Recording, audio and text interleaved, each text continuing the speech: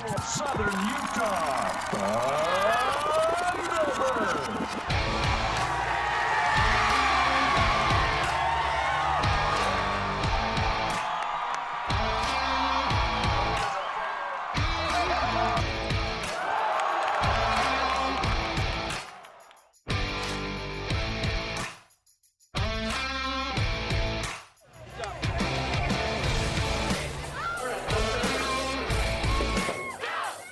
Today's episode of the Storm the Sky podcast is brought to you by Bullock Drug. Bullock Drug is a proud supporter of Southern Utah University Athletics and the Storm the Sky podcast. Bullock Drug is located in downtown Cedar City, and Township Pharmacy is located near the hospital just off North Main in Cedar City. All your prescription needs and much more can be cared for at both locations. That's Bullock Drug and Township Pharmacy. Coming up here, we've got a one-on-one sit-down interview with Debbie Corum. We talk all things that happened over this crazy summer in college athletics. Hope you enjoyed the interview.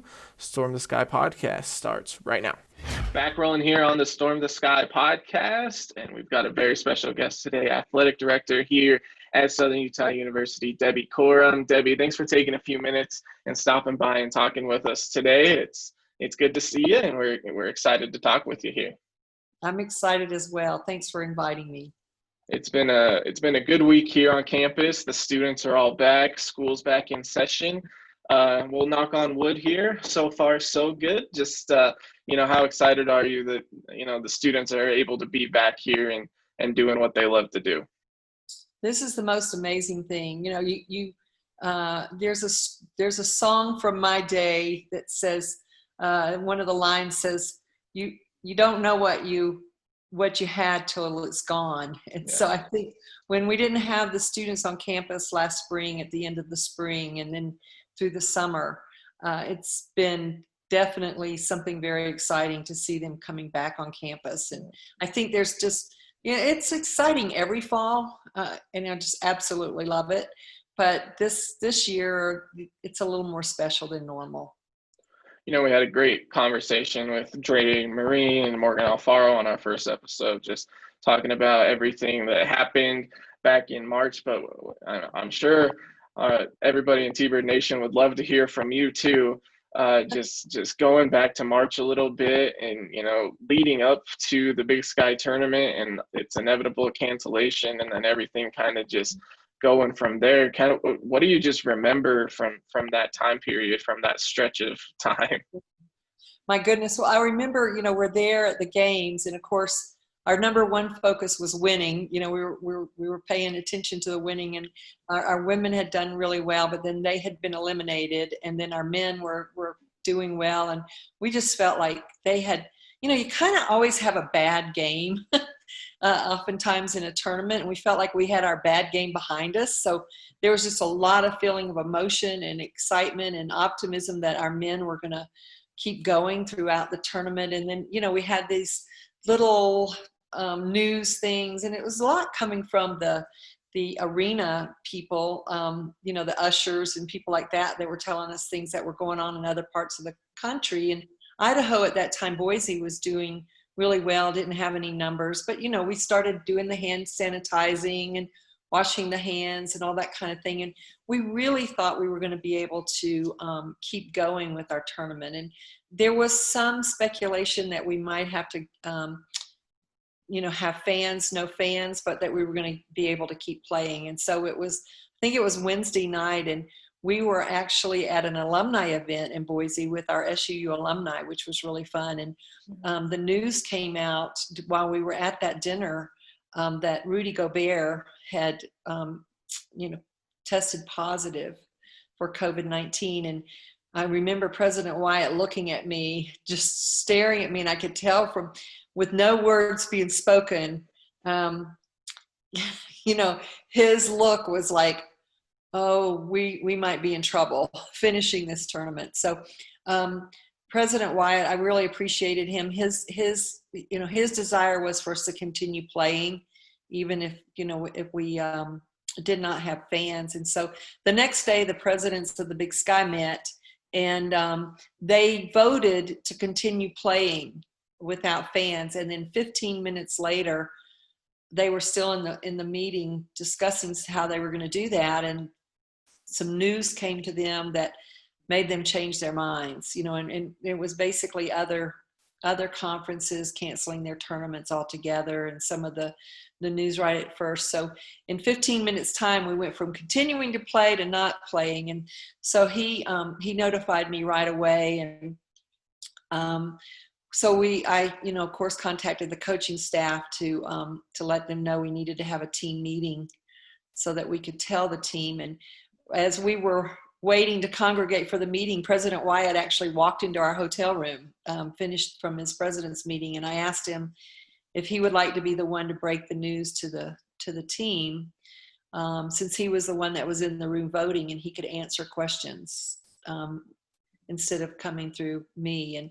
And so he said yes, and so we all went in with the team, and President Wyatt just did an amazing job of letting the team know exactly what had happened, communicating with them all the decisions and what happened. And the next thing we knew, we were getting on the bus. And the thing that I remember most of all, because this was the last time I was around any team, I rode the bus back with the team. And I remember as they were all getting off the bus, and I was trying to be funny, but I ended up being sort of prophetic.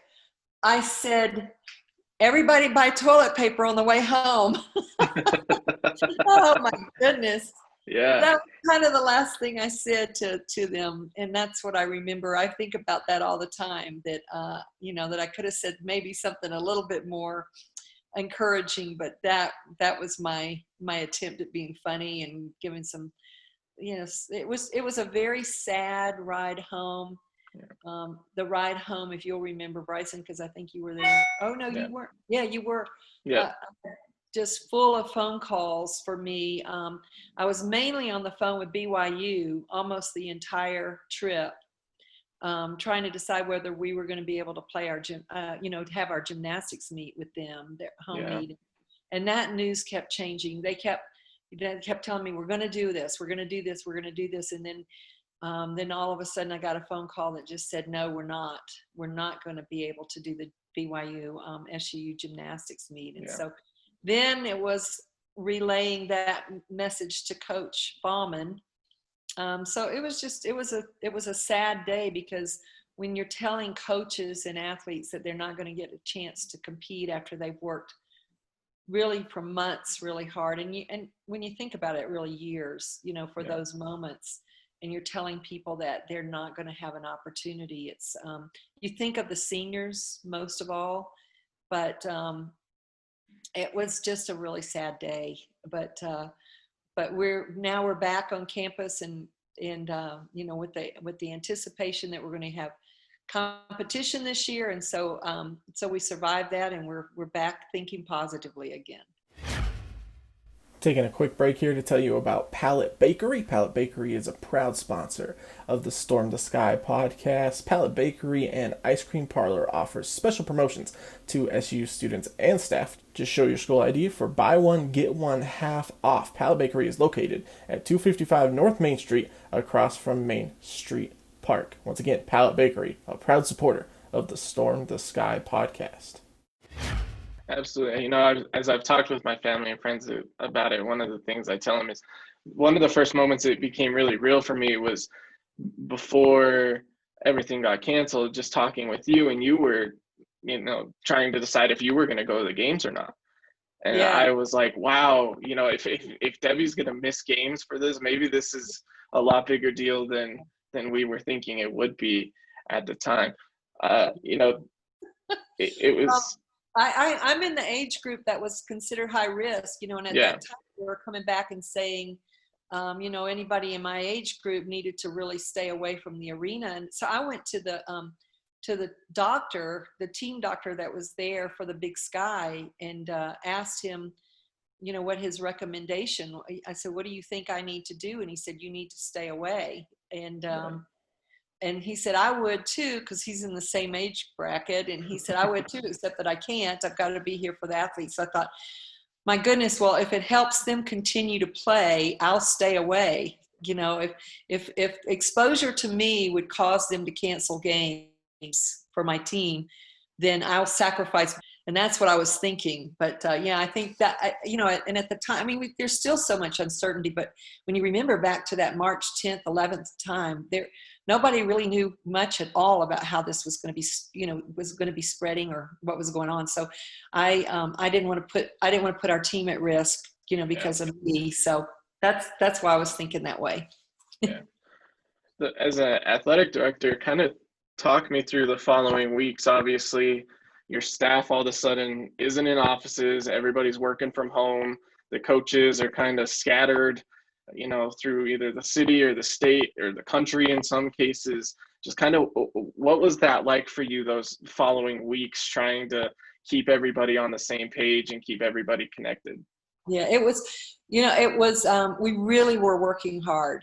I mean, we were probably working 12 and 14 hours a day, just trying to communicate and trying to find out what was going on. There was so much news coming in, the NCAA, the Big Sky, there's an athletic directors association, so we were on Zoom. We all learned to do Zoom really quickly. And so my days were really filled with, sitting in 10 to 12 hours in front of my computer, staring at the screen and trying to figure out what was going on so that I could communicate with our staff and our athletes, and our coaches. And I felt that it was very important in that early days to communicate as much as possible, even if all we were saying was, we don't know anything yet. Just be patient. We're on things. And, I feel, when I think back on it, I really feel that we did a good job. You always look back on things and think in hindsight and say, well, we could have done this a little better. But my number one focus was just concern for our student athletes and our coaches, because when they're wired and they're in a competitive mode, and all of a sudden it's just taken away from you immediately. And we've had that happen in individual circumstances with a serious injury, or those kinds of things, and you have to talk to those athletes. But when you have it happen to all of them, everyone, it just was multiplied 1,000 times, with the messaging. So we were trying really hard to communicate, and I felt pretty good later. A couple of months later, one of our coaches called me and he said, I just want to appreciate all the communication you've given to us. He said, I was just talking to one of my colleagues and they haven't heard from their athletic director since March 10th. Wow. And, but we initiated immediately a weekly Zoom meeting with our head coaches that we continued up until now. We just stopped it this week because with the student athletes getting back on campus, we didn't want to take the coaches' time. But what I did find out is it takes a whole lot more effort and a whole lot more time to do the job and to communicate when you're doing it remotely. Instead of running down the hall and saying something to somebody, you have to organize it. And we decided our staff, our senior staff, was just really a great. They were great advisors to me, because they were telling me constantly, even if I don't like to give bad news. I like to be the positive person, but they were telling me, Debbie, even if it's bad news, you've got to tell the coaches as soon as you suspect that it's going to be bad. So so that was our philosophy all along. And then, after you start thinking about the student athletes and the coaches, you start thinking about the fans and the donors and, what they were losing out on as well. So, and it's been a different way of doing the job, but our coaches worked very, very hard to communicate with their student athletes. Every coach I know had a Zoom meeting once a week with their team throughout, and came up with some really creative things to do with their teams throughout the summer. So, we feel that we came through pretty well as far as from a mental health standpoint, and just communicating with each other.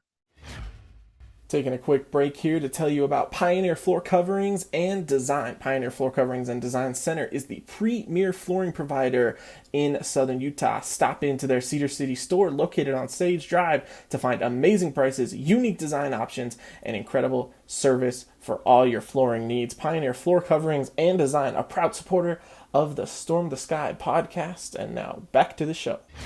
One of the hardest parts of the summer, and obviously it's a hard thing to talk about, but and you've kind of seen it happen all across the NCAA, was, as a university, the decision to move on from our tennis programs was certainly a difficult one.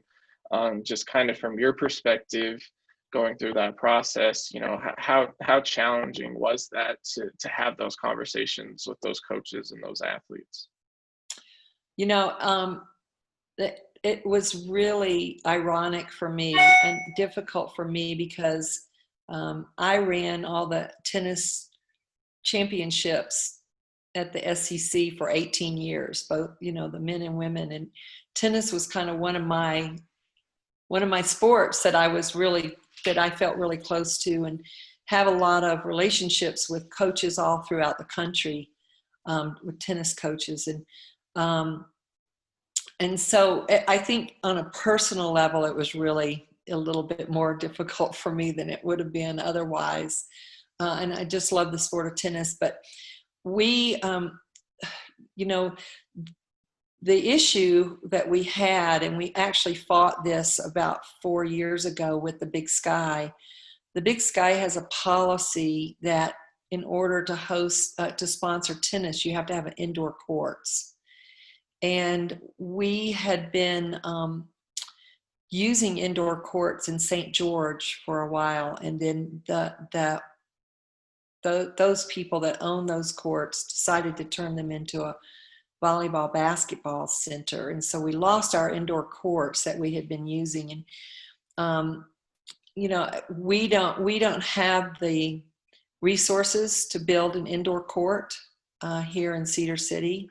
For ourselves. And we've explored several things over the last couple of years and asked for waivers from the Big Sky, but that was really one of the keys for us. But without indoor courts, we also had to transport, people might not realize this, but we were transporting our men's and women's tennis teams to St. George and or Las Vegas throughout the winter to get practice, for them to have practice, because we didn't have a practice facility for them here at all.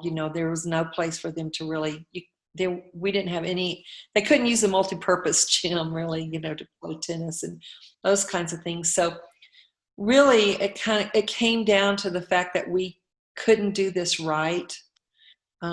We, as much as we were trying to be creative, we just couldn't do it right. And I have to tell you that every day that those tennis teams were driving down to St. George was, you worry, you're concerned for their safety.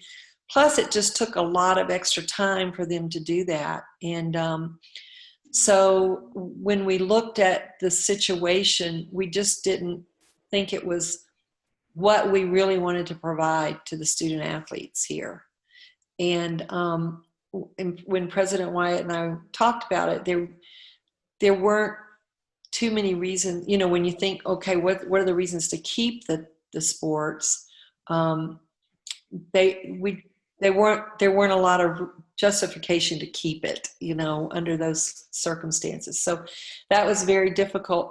I will have to say, I wasn't going to talk about this, but I was actually having some surgery right when President Wyatt was able to get a vote from the presidents of the Big Sky that allowed us to drop men's and women's tennis. It was a core sport for the Big Sky, and actually the presidents of the Big Sky, which meant we couldn't drop it, and the Big Sky presidents, with influence from President Wyatt, changed a little bit of the way they designated our core sports, which allowed us the opportunity to drop it. And when that happened, President Wyatt and our interim AD, Todd Brown, decided that it would be unfair to keep letting our men's and women's tennis coaches and athletes think we were going to, continue to have this when we made the decision. So they quickly had this. President Wyatt is actually the one who met with the coaches and offered to meet with the teams, and the coaches wanted to make that message themselves. So I got everything secondhand. I got out of that one.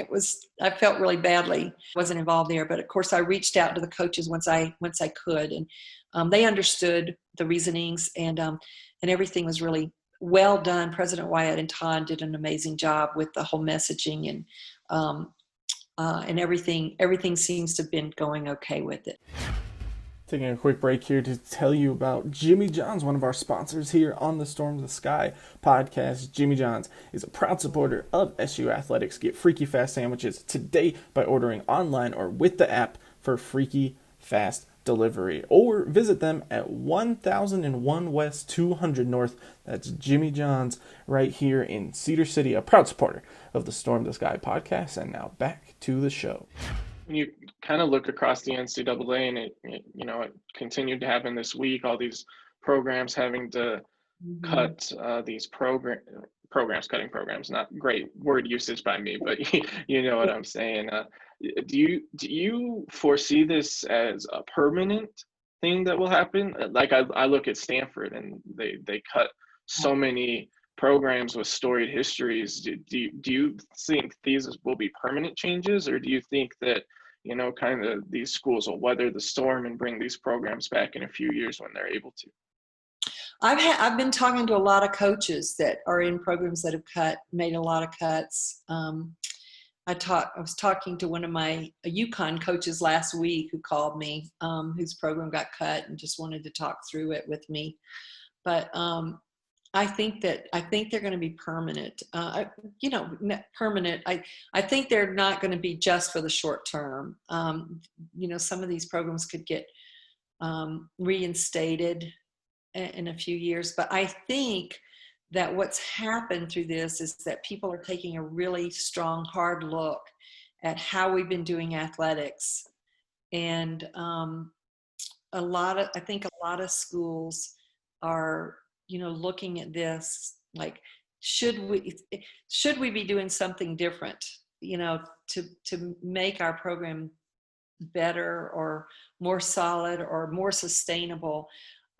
I have to tell you, I worked, the schools, UConn and Stanford both, when I worked for them, they were running a deficit budget every year that was really unsustainable. And I think that with all of this, people are saying, really, can we keep running these multi-million-dollar deficits, every year, where we don't really know how we're ever going to pay this back, pay the university back for this. So that's why I think it won't. I don't think you'll see everything being reinstated in the next couple of years, because I think people now are really looking at how can we be more fiscally responsible with athletics. The landscape of college sports just ever changing right now. It's been fascinating to watch. One of the other biggest things that happened this summer, obviously, social justice, came to the forefront of everybody's mindset. Here in our athletic department, we put together a diversity committee. I'd love to hear your thoughts on that, kind of what our goals are there, and moving forward, how we can continue to, fight to help our student athletes feel at home here in Cedar. Well, actually, we met yesterday, which was really great. And we have some really wonderful people on our diversity committee in athletics. And then the university has also formed a diversity committee. And our Coach Warren is actually chairing that committee for the university. So we, obviously athletics provides a majority of the diverse population on campus, probably athletics and aviation between the two. And So we are very concerned about what's going on because we care about our student athletes, and feeling that they belong. And we bring them to Southern Utah, and we bring them to Cedar City, and we want them to feel safe, and we want them to enjoy being here. And so we've been talking a lot about how we do that, how we do that in Cedar City. And one of the things, even though right now what's going on is focused on racial injustice, we have athletes of a lot of diverse countries, have sexual preferences that are diverse, have diverse religions, all sorts of things. And so what we're trying to focus on with our committee is really more of respecting each other among our differences and treating each other with dignity. My personal opinion is we're all creatures of a higher spirit, of our God. I believe in God, and I believe that we're all creatures of God, and that we should take care of each other and respect each other. And so our committee is really trying to focus on not really the negative of what's going on in some of our cities, but the positive of this is a time for us to really come together and learn more, educate ourselves more about each person's story and where they've come from. And when you hear the stories, it's difficult to not accept their differences, and who they are as people. And so we're gonna try to really focus on education, awareness of what's going on, supporting our student athletes, and helping them, helping others understand what the issues are, and then unite with each other to help each other feel respected. And that's really what it really comes down to, I think, in my opinion, is just respecting other people, even though they may be different from you. And so we're gonna really try to focus on that.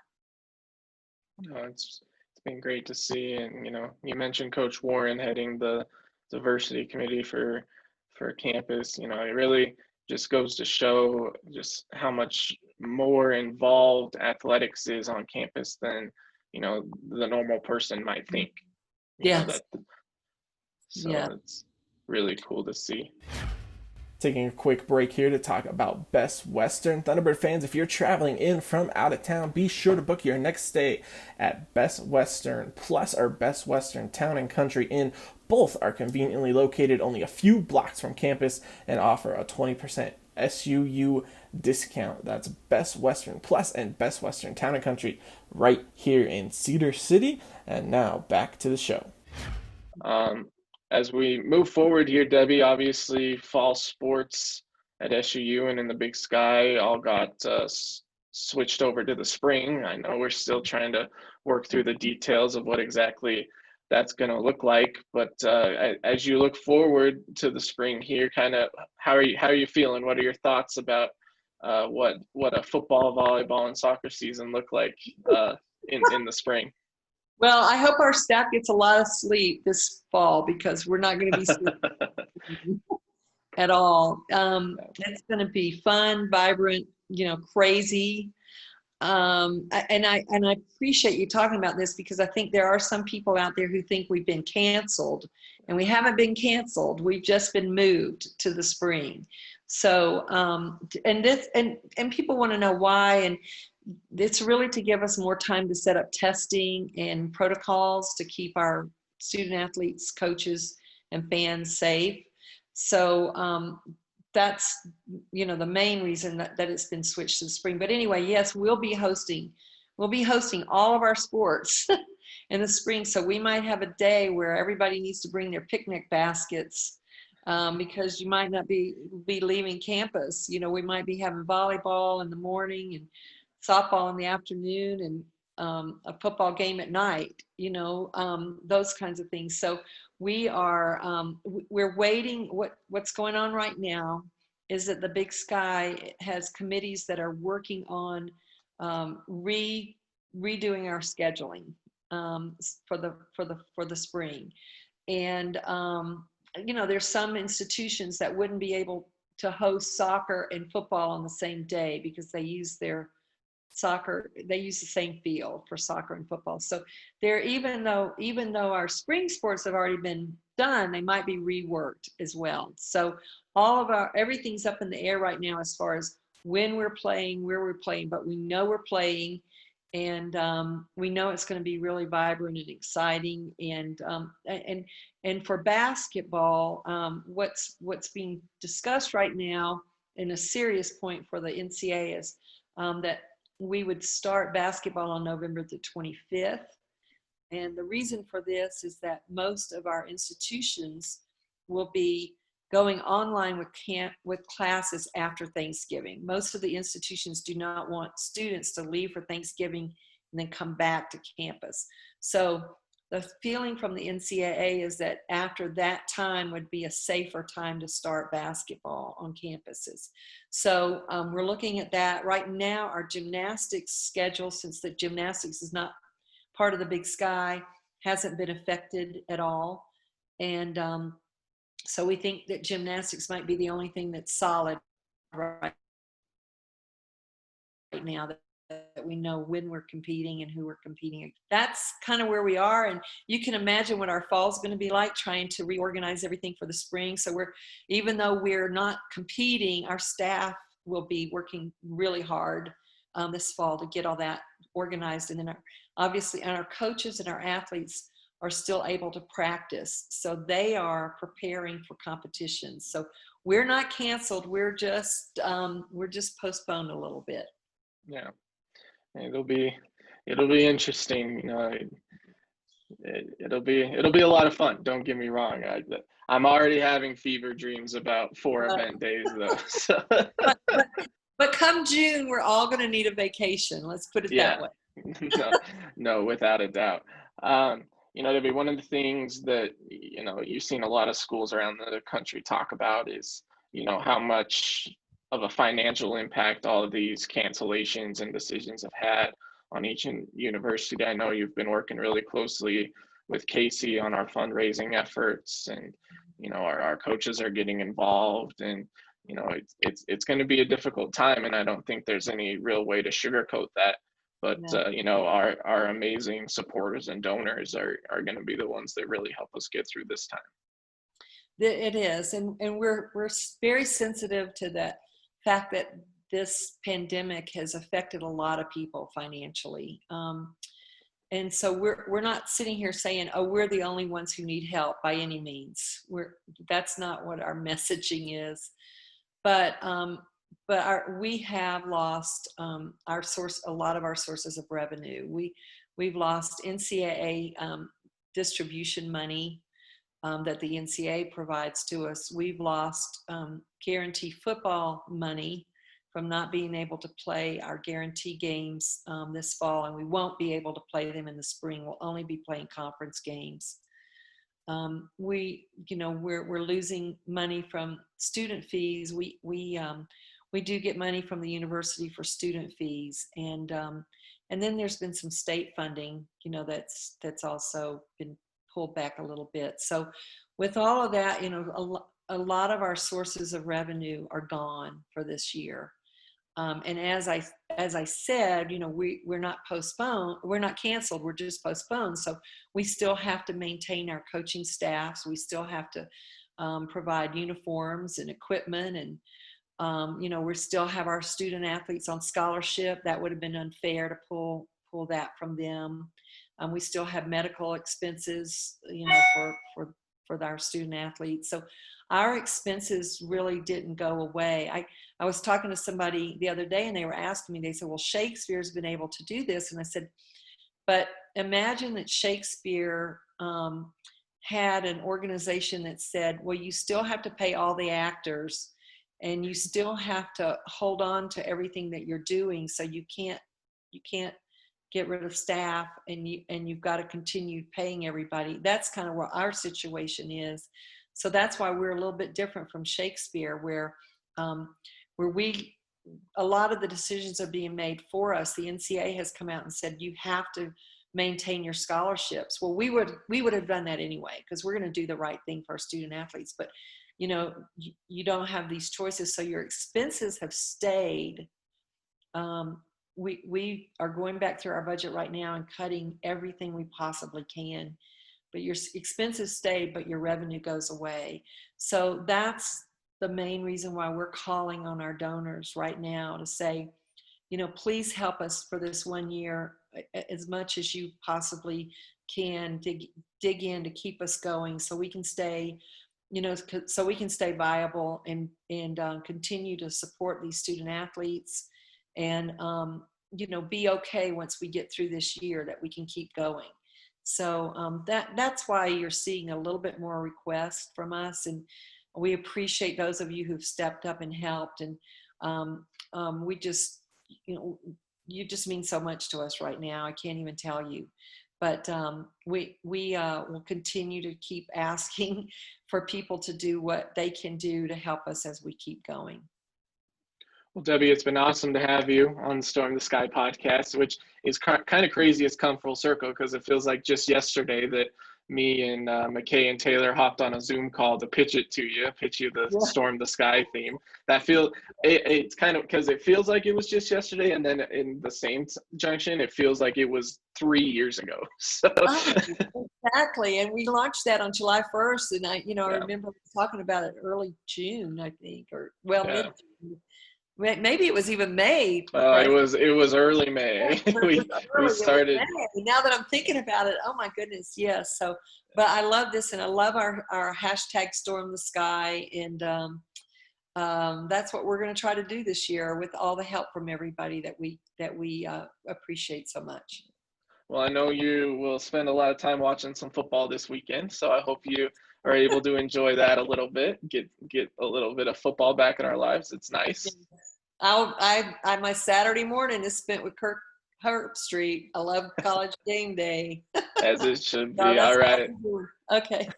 Debbie, thank you so much for taking the time to stop in with us. Thank you. Thanks so much. Thanks, everyone. And Storm the Sky. Thanks again for tuning in to the Storm the Sky podcast. Thanks to Debbie Corum for stopping by, giving us a few minutes of her time. We want to thank our presenting sponsor for today's episode one more time, Bullock Drug and Township Pharmacy, located right here in Cedar City. All your prescription needs and much more can be cared for at both locations. That's Bullock Drug and Township Pharmacy, proud supporters of the Storm the Sky podcast, and we will see you next time.